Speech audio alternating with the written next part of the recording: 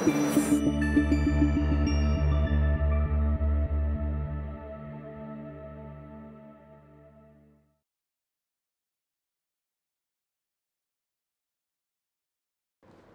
दोस्तों, डॉक्टर जितेंद्र अड़िया मेरा नाम है। हम स्ट्रेस एंड डिप्रेशन के बारे में बात कर रहे थे।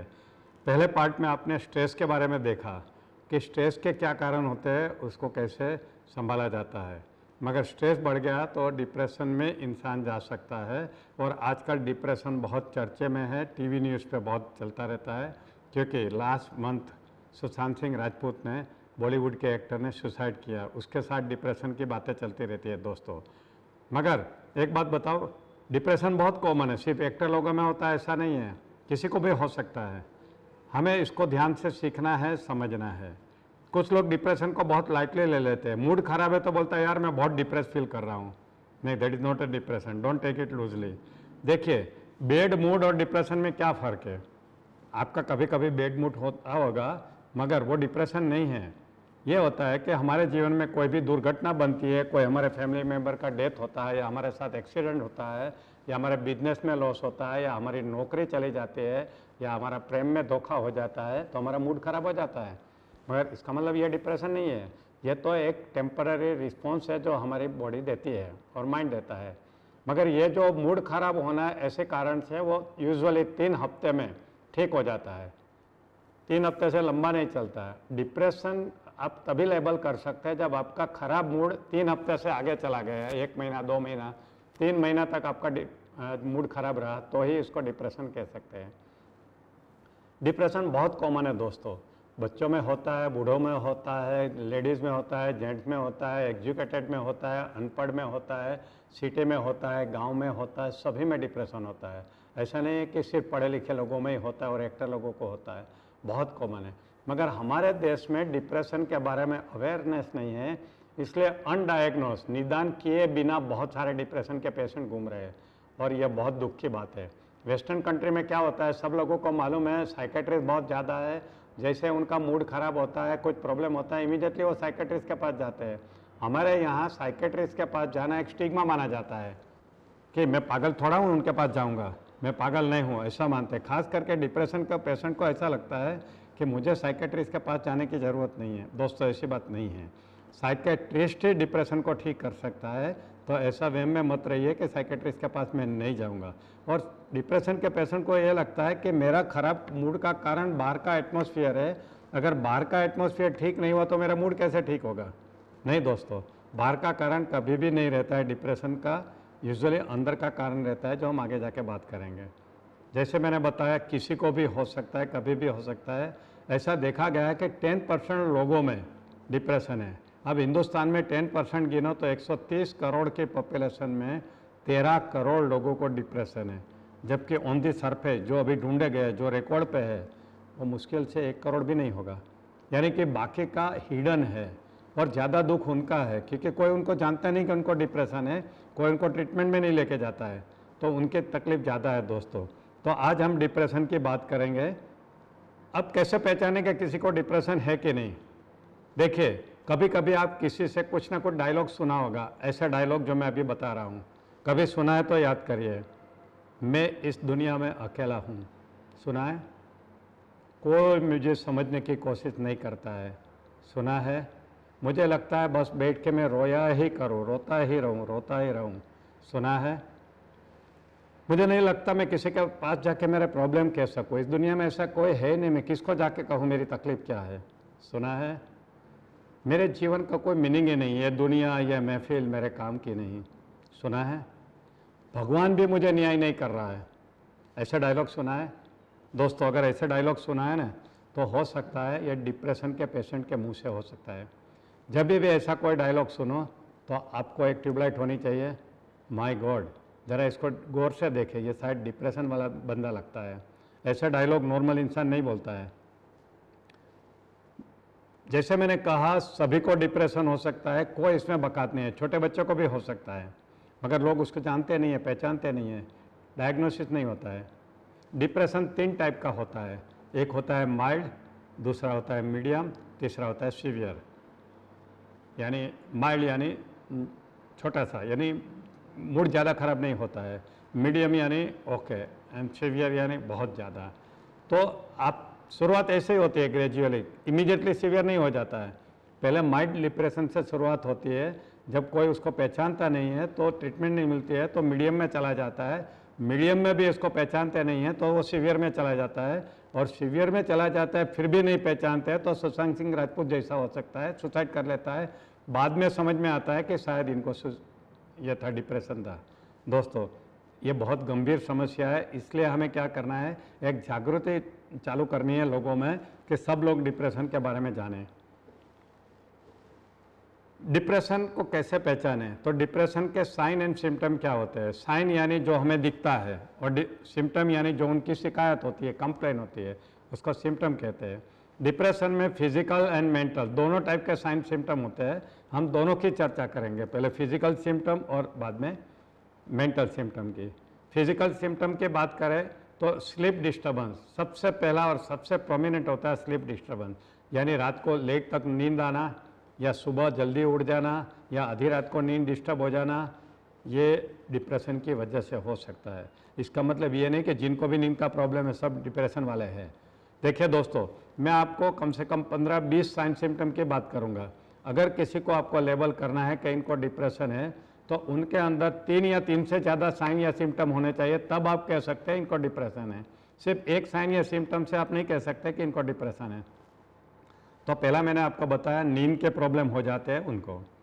दूसरा होता है कि लैक ऑफ कंसंट्रेशन, वो कोई भी काम में कंसंट्रेट नहीं कर सकता, और ख़ास करके स्टूडेंट, पेरेंट्स की कंप्लेन आती है मेरा बच्चा स्टडी में कंसंट्रेट नहीं कर पा रहा है।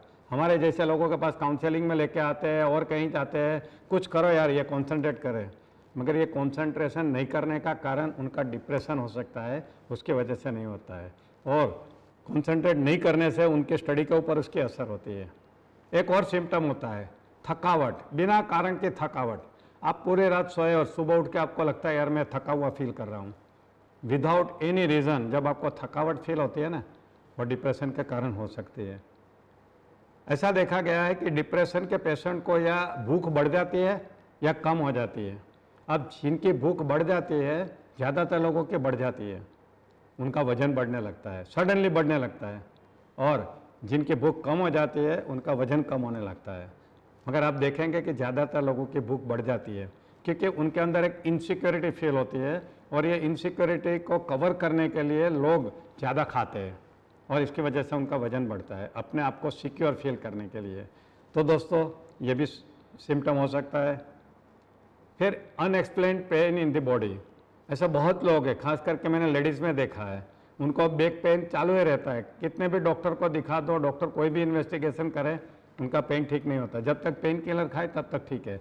या हेडेक, हमेशा हेडेक की शिकायत करते रहते हैं, और डॉक्टर के पास जाए तो कोई रिपोर्ट पॉजिटिव नहीं आता है, ये डिप्रेशन के कारण हो सकता है। छाती में दर्द होना, नेक में दर्द, हेडेक, बैक पेन, ये सब चीज़ें डिप्रेशन की वजह से हो सकती है। और भी देखा गया है कि डाइजेस्टिव डिस्टर्बेंस होता है, पेट में गड़बड़ कंटिन्यूस चालू रहती है डिप्रेशन की वजह से। शिकायत करते रहे, डॉक्टर के पास जाओ, गैस्ट्रोएंटरोलॉजिस्ट के पास जाओ, वो एंडोस्कोपी करे, कुछ भी करे, मगर रिजल्ट जीरो, उनको कुछ मिलता ही नहीं, क्योंकि ये तो साइकोलॉजिकल है, मगर उसके सिम्टम फिजिकल है। और देखा गया है कि बोवेल मूवमेंट यानी उसकी टॉयलेट हैबिट चेंज हो जाती है। रेगुलर हेल्दी आदमी दिन में 1 या 2 बार जाता है, जबकि डिप्रेशन के पेशेंट को 3 बार, 4 बार, 5 बार जाना पड़ता है, या 8 दिन में 1 बार जाए, यानी बोवेल हैबिट चेंज हो जाती है डिप्रेशन की। अब मेंटल सिम्टम की बात करें, देखा गया है कि डिप्रेशन का पेशेंट बहुत इरिटेबल रहता है, छोटी छोटी बात में वो चिढ़ जाता है, और लोगों को लगता है इनका स्वभाव बिगड़ गया है, तो लोग उनको डांटते रहते हैं, उनसे रिलेशन तोड़ देते हैं। कोई समझने की कोशिश नहीं करता है कि ये इरिटेबल है, इसका कारण उनकी बीमारी है, डिप्रेशन है। ये बहुत डेंजरस चीज़ है, क्योंकि लोग नहीं समझेंगे आपको डिप्रेशन है। आप तो वो तो यही समझेंगे कि आपका स्वभाव खराब है, आप सबके साथ चिड़चिड़े रहते हो, तो लोग आपसे दूर होते जाते हैं। एक और सिम्टम है, डिप्रेशन का पेशेंट अपने आप को सोसाइटी से आइसोलेट कर लेता है। वो गुमसुम अकेला कहीं जाके बैठेगा, कमरे में बैठेगा, पार्टी में नहीं जाएगा, अवॉइड करेगा, पार्टी में गया तो भी कहीं अकेला जाके बैठ जाएगा, किसी के साथ बात नहीं करेगा, मिक्स नहीं होगा। ये आइसोलेटेड अपने आप को रखना, ये भी एक सिम्टम है इसका। और भी देखा गया है कि जो डिप्रेशन का पेशेंट होता है वो अपने लुक, अपने कपड़े, हेयर स्टाइल, उसके बारे में वो बहुत केयरफुल नहीं रहता है। उन कोई भी बिना प्रेस किए हुए कपड़े पहन लेगा, कोई भी मैचिंग का कपड़ा पहन लेगा, इन करेगा नहीं करेगा, बाल उसका धोया हुआ होगा नहीं होगा, सीधा होगा नहीं होगा, यानी इनडिफरेंट हो जाएंगे, वो बेदरकार हो जाएंगे। They will not care for their look. दिखने में बहुत ये दिखते हैं, अगली दिखते हैं, टाइडी रहने की उनकी इच्छा नहीं होती है। ये डिप्रेशन का एक सिम्टम है। फिर कुछ लोगों को ऐसा लगता है यार मैं बहुत भूल रहा हूँ, जल्दी जल्दी भूल जाता हूँ, फॉरगेटफुलनेस। और ये स्टूडेंट को होता है तो और डेंजरस है, क्योंकि एग्जाम के टाइम पे भूल जाते हैं वो। देखो, स्टूडेंट को अगर डिप्रेशन हुआ तो कॉन्सेंट्रेट नहीं कर पाते, कुछ सीखा है वो भी भूल जाते हैं एग्जाम में। फॉरगेटफुलनेस, बार बार भूल जाना, ये डिप्रेशन का एक सिम्टम है। और एक होता है lack of decision power, decision paralysis. इतना डिसीजन पैरालिसिस होता है कि अभी नहाने को जाओ या नहीं जाओ ये भी डिसीजन नहीं ले सकते, अभी खाऊं या नहीं खाऊं ये भी डिसीजन नहीं ले सकते। इतने तक मैंने देखा है डिप्रेशन के पेशेंट का कि हो सकता है ऐसा। तो जब भी आप कोई देखे कि डिसीजन पावर उनका ख़त्म हो गया है, डिप्रेशन का कारण हो सकता है। फॉरगेटफुलनेस डिप्रेशन का कारण हो सकता है। और कुछ लोगों को लगता है मेरे विचार में गड़बड़ी हो गई है, I can not think properly, ऐसा लगता है कुछ गड़बड़ चल रही है यहाँ के ऊपर। पेशेंट खूब बोलते हैं कि मुझे यहाँ गड़बड़ होती है, ऐसा लग रहा है, मुझे फील हो रहा है। डिप्रेशन का एक और बड़ा सिम्टम है, उनको सेक्स की इच्छा नहीं होती है। तो जो अगर मैरिड है डिप्रेशन का पेशेंट तो प्रॉब्लम शुरू हो जाते हैं, क्योंकि उनके पार्टनर को हैप्पीनेस नहीं मिलती है और उनको डाउट भी आना शुरू होता है कि मेरे में क्यों इंटरेस्ट नहीं ले रहे। But it is a part of depression दोस्तों।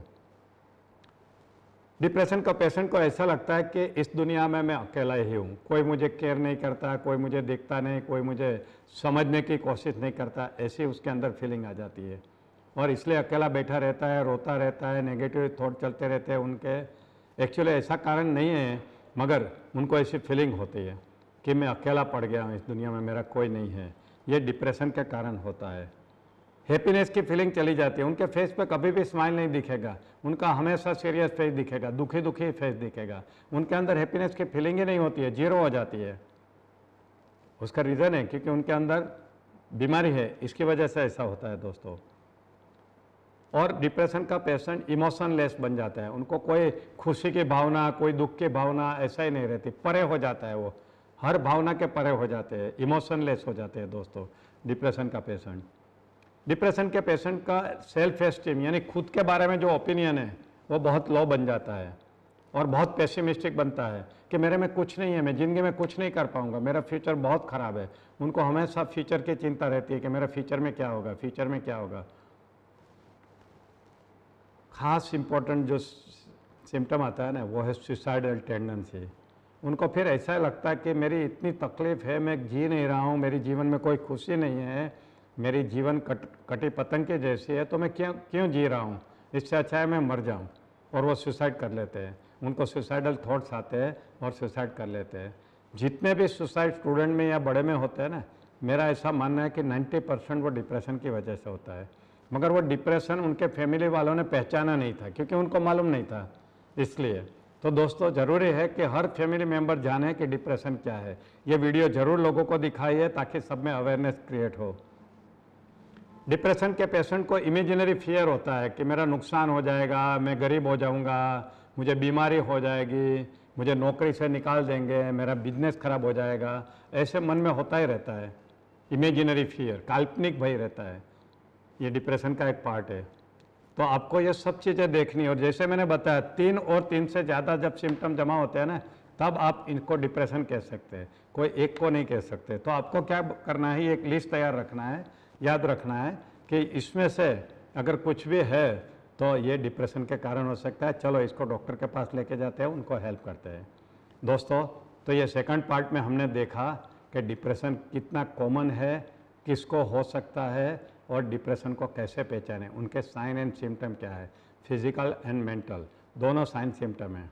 अभी अगले पार्ट में हम जाएंगे, डिप्रेशन के कारण ढूंढेंगे और उनके डेंजर्स देखेंगे हम। अभी जाएंगे हम पार्ट 3 में। All the best.